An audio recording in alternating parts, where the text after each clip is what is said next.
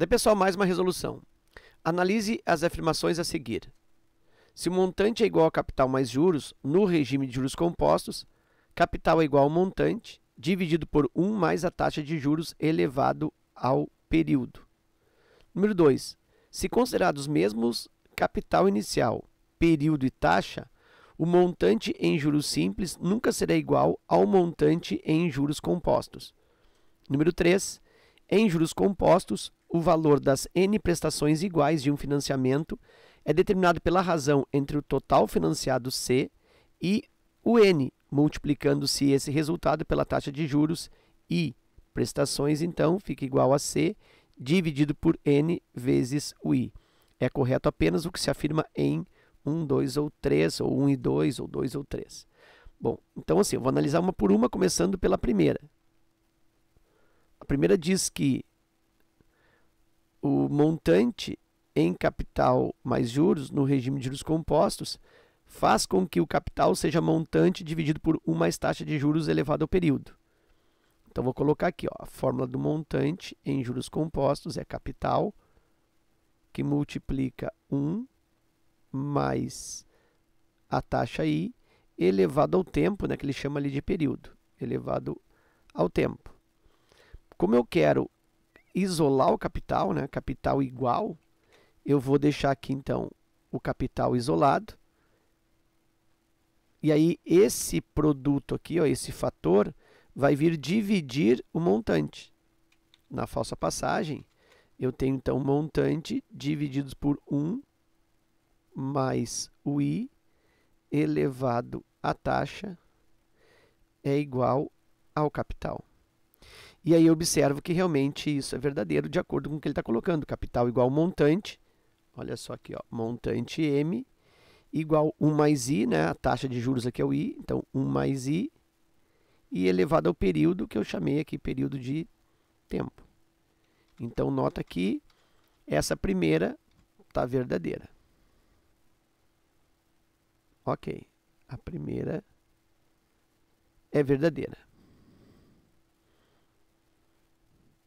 A segunda, se considerarmos mesmos capital inicial, período e taxa, o montante em juros simples nunca será igual ao montante em juros compostos. Bom, essa aqui é uma pegadinha, né? Porque a princípio, realmente, o juro composto nunca será igual ao juro simples, se tem o mesmo capital, mesmo tempo e mesma taxa. Salvo a exceção do primeiro período. Então, eu vou colocar para ti aqui, ó. Vou colocar aqui nesse espaço, ó. Vou analisar aqui a número 2, tá? Já vou te adiantar que essa aqui é falsa, por quê? Porque quando eu tenho o primeiro período, tanto faz no juro simples quanto no juro composto, né? O período aqui, ó, igual a um mês, né? Ou uma semana, ou um dia, enfim, um período de decorrência, o montante em simples e composto será o mesmo. E eu vou te mostrar isso através de um exemplo. Eu vou colocar aqui um valor, sei lá, inicial de R$1.000.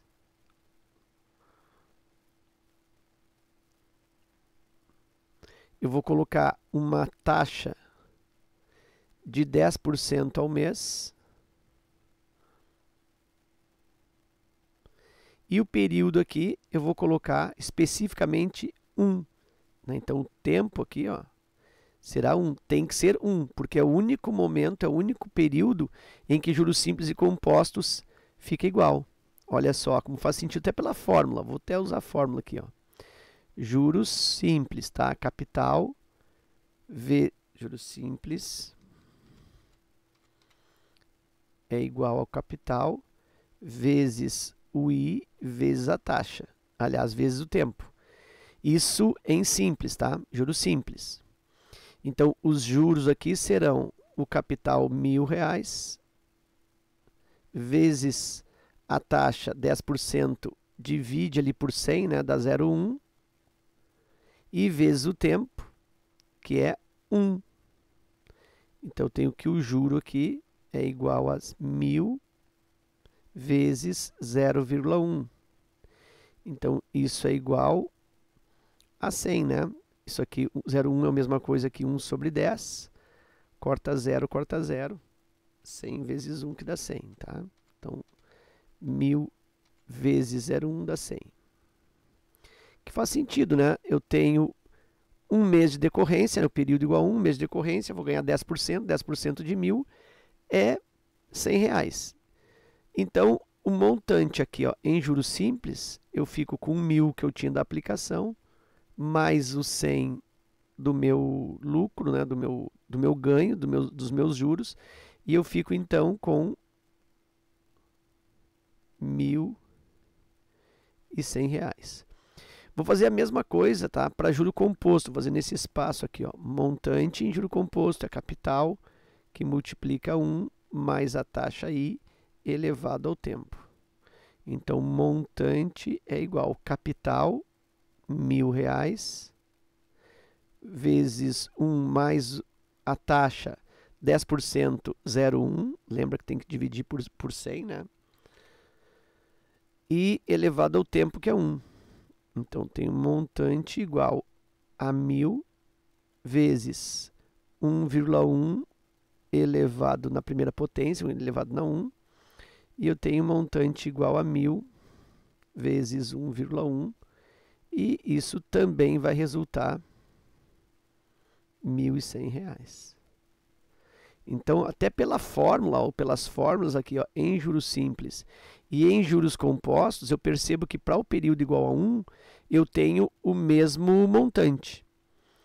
Então, essa aí é falsa, tá? Porque ele está dizendo que nunca será igual. Nunca é uma palavra muito forte.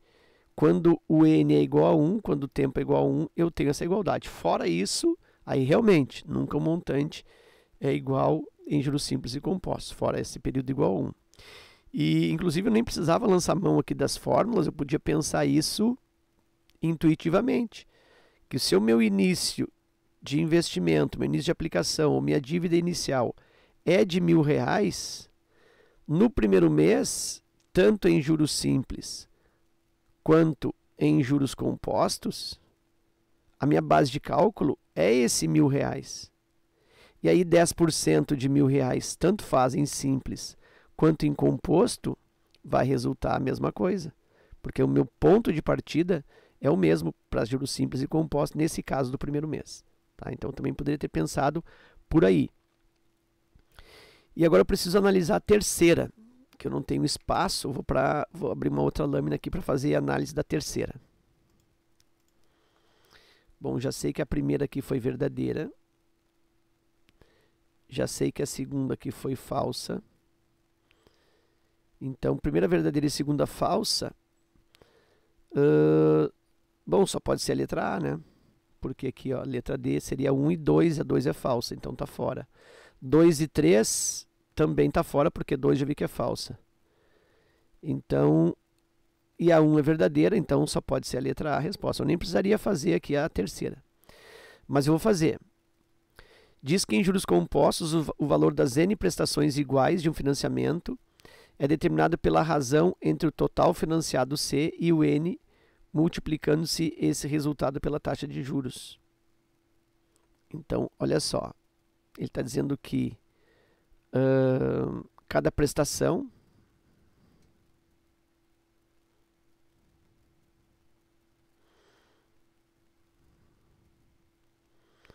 é igual ao capital dividido pelo N, que é o número de parcelas, né? É o número de prestações, e vezes a taxa I. Bom, então eu vou fazer o seguinte, eu vou pensar em um financiamento de R$1.000 em 3 prestações, tá? Então pensa assim, ó, é juros compostos, tá? Então R$1.000, eu já consigo ver que isso aqui é falso, tá? Só vou fazer uma prova real. Isso aqui é falso por quê? Porque o que ele está me dizendo, ó, que se eu pego o capital, tá? Divido pelo número de parcelas e multiplico uma vez só pela taxa, quer dizer, estou aplicando a taxa só uma vez. Aí significa que eu vou ter o valor de cada prestação. E em juro composto, essa taxa ela é incidida, ela é colocada ela é sobreposta a cada período, inclusive de forma cumulativa. Então não tem como eu fazer o capital dividir por N e multiplicar por I. Então vou fazer aqui 1.000, eu vou fazer até vou fazer 3 prestações, eu vou fazer 1.200, tá? Então vou colocar aqui, ó, R$1.200. Esse é o valor de financiamento. Estou atribuindo aqui. Então, R$1.200, tá? No primeiro mês, eu tenho R$1.200 mais, aí eu vou colocar aqui a taxa de 10%, tá? Uma taxa bem redonda, tá? 10% ao mês. 10% ao mês. E eu vou calcular aqui mecanicamente. Ó, 1.200, 10% ao mês. No primeiro mês eu tenho 1.200, mais 10% que é 120. Eu vou ficar com 1.320 de dívida, tá? Aí, no segundo mês, o que vai acontecer? Eu tenho 1.320, que eu já estou devendo, com mais 10%. 10% de 1.320 é 132. E aí eu fico com, aqui vou colocar, ó, 132, isso vai dar 2, dá 5, dá 4, 1.452. R$1.452.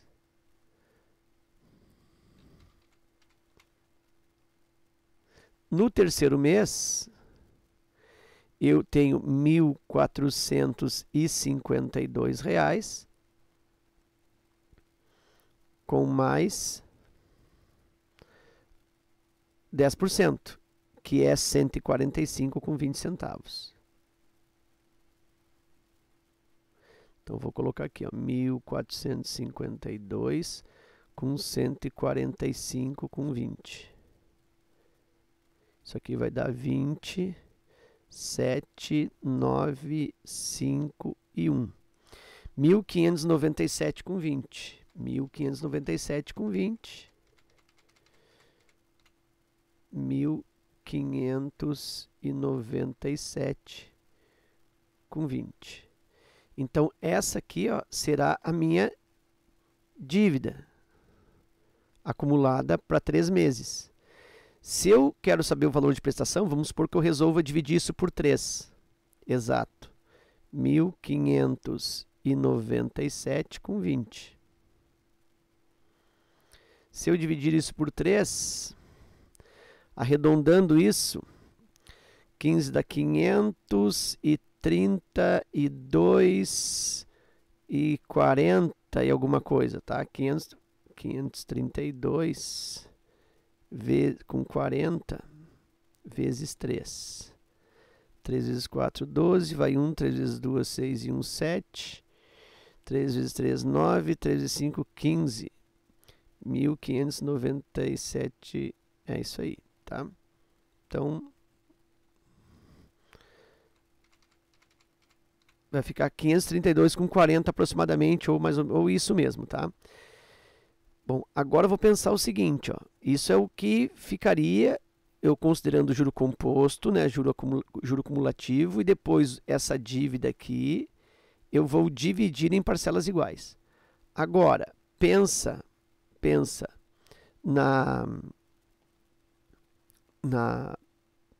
nessa fórmula que ele me deu, que o valor da prestação fica o capital, que é 1.200,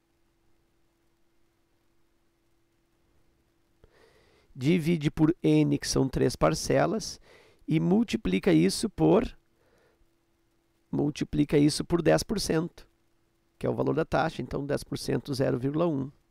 Então isso aqui, 1.200 por 3 dá 400, e aí 400 vezes 0,1, isso vai me dar aqui cada prestação, 400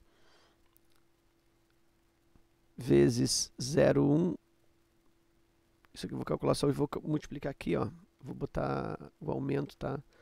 10% a mais, para não precisar somar, tá? Vou botar aqui, ó, 1,1. Porque eu vou somar, né? Então vai ficar aqui 400 vezes 1,1. Ou seja, o que eu estou fazendo? Estou colocando 10% acima de 400. Então, isso ficaria 440, né? Bem abaixo do que eu tenho aqui, certo? E aqui, claro que existiria uma modificação nessa parcela de 532, porque quando eu divido o financiamento, eu tenho que pensar que a primeira parcela, ela liquida uma certa parte, né, do financiamento. Então, para as outras duas, para os outros dois períodos, ficaria menos valor a ser colocado o juro.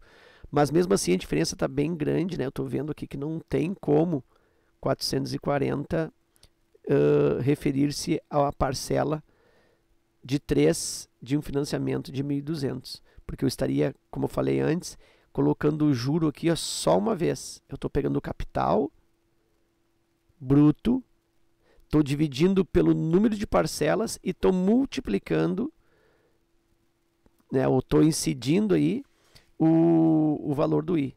Né? Então não tem como isso funcionar, certo? Não tem como isso ser uma verdade. Então essa 3 aqui realmente, então ela fica falsa e a única verdadeira é a primeira, portanto, alternativa A. Ok? Então era isso, eu espero que essa resolução contribua no teu estudo. Fica meu forte abraço, te agradeço pela visita ao canal e até a próxima.